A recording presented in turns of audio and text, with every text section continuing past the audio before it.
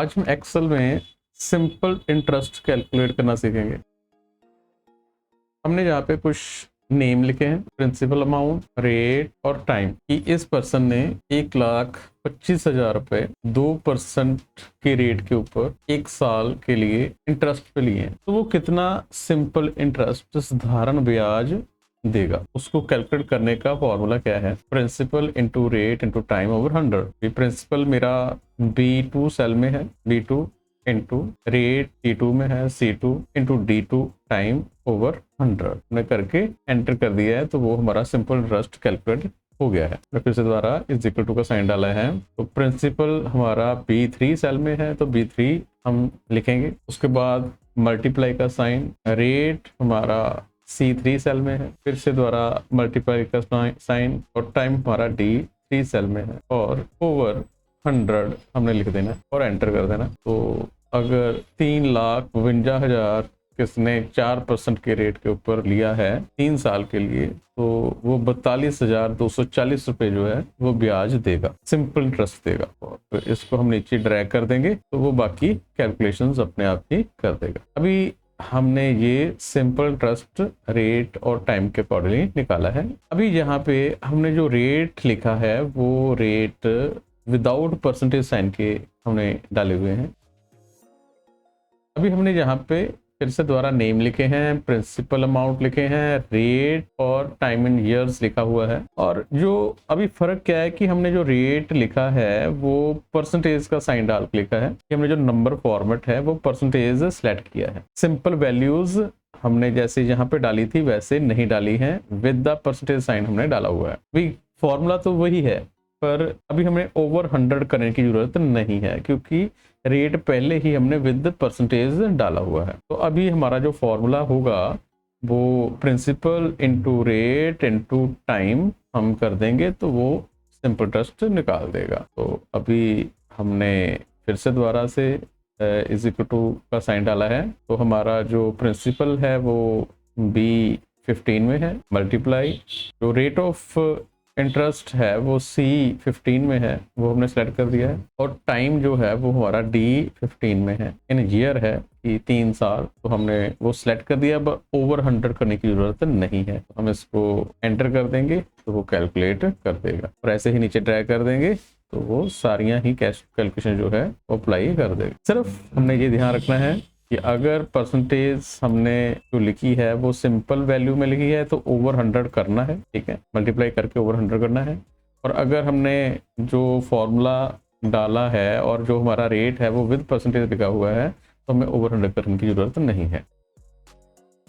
उसके बाद अभी मान लो हमने फिर से दोबारा कुछ नाम लिखे हैं, और उन्होंने जो प्रिंसिपल अमाउंट या जो पैसा लिया हुआ है या दिया हुआ है वो हमने अमाउंट जहाँ पे डाला हुआ है, और फिर से दोबारा हमने यहाँ पे रेट जो लिखे हैं वो विदाउट परसेंटेज का साइन डाल के लिखे हैं। और अभी टाइम जो है वो मंथ में दिया हुआ है, 12 मंथ हैं, 3 महीने हैं, 5 महीने हैं, कि हमने ईयरली नहीं दिया है, हमने मंथली दिया हुआ है। तो अभी उसका फॉर्मूला कुछ इस तरीके से लगेगा कि जो हमारा प्रिंसिपल अमाउंट है इनटू रेट इनटू टाइम, अभी टाइम हमने मंथ में दिया है तो हमें डिवाइडेड बाय 12 करना पड़ेगा, और उसके बाद में डिवाइडेड बाय 100, क्योंकि जो रेट है वो विदाउट परसेंटेज साइन का डाला हुआ है, तो हमें ओवर 100 करना पड़ेगा। तो फिर से दोबारा हम देखते हैं, इज इक्वल टू का साइन है, तो हमारा principal into rate into time, और अभी इसको डिवाइडेड बाय 12 करना पड़ेगा, और इसको हम ब्रैकेट में डाल देंगे, जो हमारा टाइम है उसको हम ब्रैकेट्स में डालेंगे, और उसके बाद में डिवाइडेड बाय 100 कर देंगे और एंटर कर देंगे। तो ये आपके पास जो सिंपल इंटरेस्ट है, अगर आपको जो टाइम है वो मंथ में दिया हुआ है तो आप ऐसे कैलकुलेट कर सकते हो। ये बाकी भी कैलकुलेशंस अप्लाई कर देगा। अभी 12,000 किसी ने 8% की रेट के ऊपर लिया है और 5 महीने के लिए, तो उसको 400 रुपये इसका सिंपल इंटरेस्ट जो साथ में देना पड़ेगा 12,000 के साथ।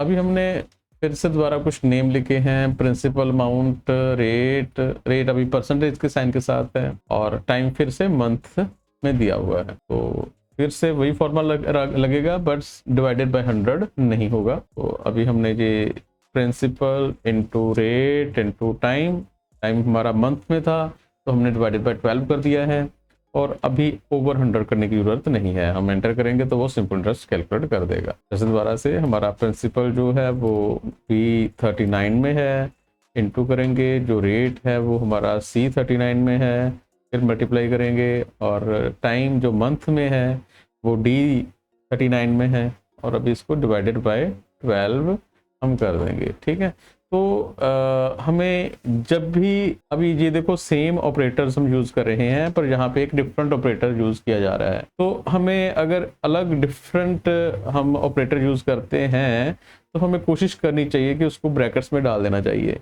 क्योंकि कई बार जो बोर्ड मास जहाँ पे नहीं चलता है तो ये रिजल्ट अलग आ सकते हैं, कंप्यूटर और जो हमारा मैथमेटिकल जो प्रिंसिपल है उससे अलग काम करता है। ठीक है, तो हमें ब्रैकेट्स यूज करनी चाहिए, तो उसने कैलकुलेट कर दिया है, हम ड्रैग करेंगे तो वो बाकी भी कैलकुलेशंस कर देगा।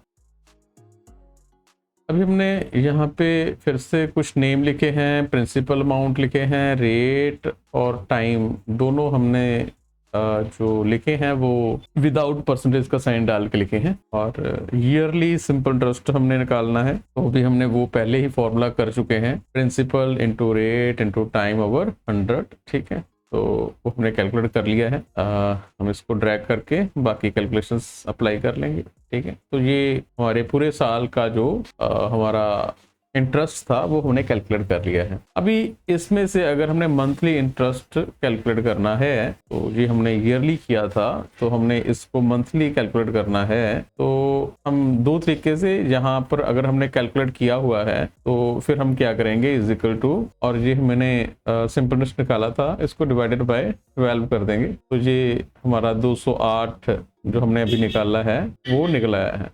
तो अगर आप जो सिंपल इंटरेस्ट है जो निकाला, नॉर्मल निकाल के उसको डिवाइडेड बाय 12 कर दोगे तो आपको जो मंथली आपका सिंपल इंटरेस्ट है वो निकल जाएगा। पर अगर आप सीधा ही फॉर्मूला अप्लाई करना चाहते हो तो फिर से principal into rate into time over 100 करके उसको डिवाइडेड बाय 12 साथ में ही किया जा सकता है। तो जैसे अभी हमने इज इक्वल टू डाला है, तो प्रिंसिपल हमारा B52 में है, रेट हमारा C52 में है, मल्टीप्लाई टाइम हमारा D52 में है, और डिवाइडेड बाय 100 कर दिया है। ठीक है, तो इस सारे को हमने ब्रैकेट्स में डाल दिया है। ठीक है, होल ब्रैकेट्स में हमने इसको डाल दिया है, और बाद में इसको डिवाइडेड बाय 12 भी साथ में कर दिया है। ठीक है, पहले हमने वहां पे 2 स्टेप्स कर रहे थे, अभी एक ही स्टेप में दोनों काम हमारे हो चुके हैं, हमने एंटर कर दिया है, तो ये आपका मंथली सिंपल इंटरेस्ट जो है वो निकाल रहा है। ठीक है, तो ड्रैग कर देंगे वो कैलकुलेट कर देगा। तो अगर आप 2 स्टेप में कैलकुलेट करना चाहते हैं तो वो तो यही तरीका है कि आपने पहले ये सिंपल इंटरेस्ट कैलकुलेट कर लेना है और उसके बाद में उसको डिवाइडेड बाय 12 कर देना है। ठीक है, डिवाइडेड बाय 12 कर देंगे तो वो आपके पास मंथली जो आपका सिंपल इंटरेस्ट है वो निकल जाएगा। नहीं तो आप डायरेक्टली ही फॉर्मूला लगा सकते हो कि सिंपल इंटरेस्ट निकाल के उसको डिवाइडेड बाय 12 कर दो, तो वो आपको हर महीने के अकॉर्डिंगली आपका जो इंटरेस्ट बनता है कि मंथली कितना आपको इंटरेस्ट पे करना पड़ रहा है वो कैलकुलेट किया जा सकता है। तो ये अलग अलग तरीके से आप सिंपल इंटरेस्ट को अपनी फाइल में कैसे कैलकुलेट करोगे वो हमने यहाँ पे सीखने की कोशिश की है। ये मैथमेटिकल कैलकुलेशंस हैं, हमें फॉर्मूले को कैसे अप्लाई करना है वो थोड़ा समझना पड़ेगा।